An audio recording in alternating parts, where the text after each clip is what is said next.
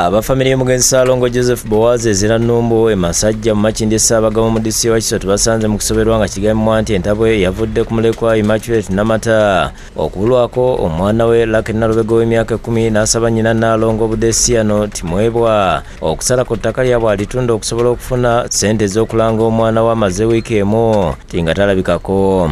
Twalo ne mutuma agende akima amata baguleko n'ebyokozesa ewaka. Omwana teyakomawo naye amata yagakimayo. Wabula Namata ateebereza muganda waabwe Judy Kakoza era omusika wa kitaabwe okuba nti yayita emabega n'akolagana ne babuloka b'ettaka tebasobola okutwalawo. Mwannyinaffe ye yatonze wano ewasigadde era yali ayagala okutunda ettaka lyonna ne banzibirako babuloka abaali bazze okugula ettaka be banzibirako ne baŋŋamba ewammwe mwannyoko ng'abatunda mwenna. Ne baŋŋamba sooka okole ki olwanirira ettaka ebijja baleme kubitwala kuba wonna baali batwalawo omulundi gumu ng'atunda mu ttaka. Agamba baafuna obutakkaanya ne mwannyinaabwe Kakoza oluvannyuma lw'okuwa obuyinza n'akuba ettaka ekyapa nga takkaanyiza ne banne.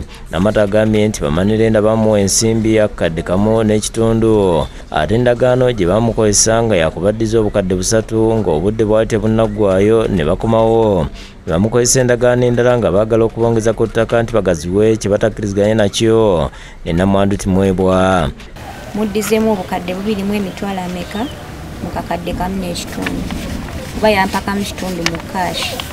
Kati bwe yamanya nti nno waneene ettaka lisaba ayimufunawo akasente mu ndagaano ne tuteekako nti miliyoni 5.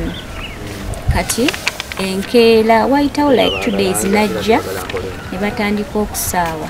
Timwebwa yenyamidde olw'ekikolwa ky'abannakigwanyiza okukakana ku bintu byabwe ne babyonoona era nga misisa kino titalina na wakyamira. Ebitooke byange ebyembala mwalimu emiti gyange nagenda kulanga n'emiti bagitemeramu. Nze mbadde nsaba buyambe kubanga bino byo byagenze naye waakiriko nfune obwenkanya. Ono ali mu kutya nti n'ebijja by'abantu baabwe essaawa yonna bandibisengula atamanyi kyakuzzaako. Timwebwa agambye nti waliwo endagaano gye bamukozesa olw'empaka ng'alumiriza Kakoza okuba emabega w'ekikola ekyakoleddwa.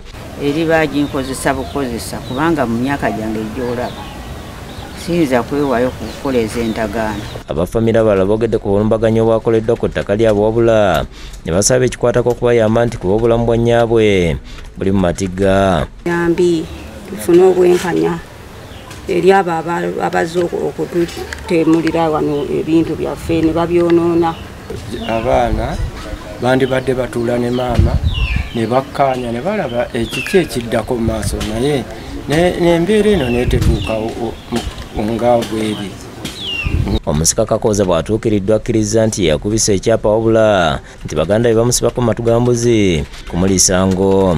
Ekyapa ekyo okubeera mu mannya gange twali ba mukwano saamanyako nti biriba bwe biti kuba saakyegwanyiza nzekka okubeera mu mannya gange. Ategeeza nti alimu oteekateeka ebisengula ebijja olw'enkulaakulana ezze mu kitundu. Bwe tugenda okukola abafu baffe bano tubajjewo tubatwale ewatuufu tulina okuwumulira ffenna awatali nnyo maaso ga bubbi. Yudaya Namyalo yakusakidde gwino ku Bukedde TV.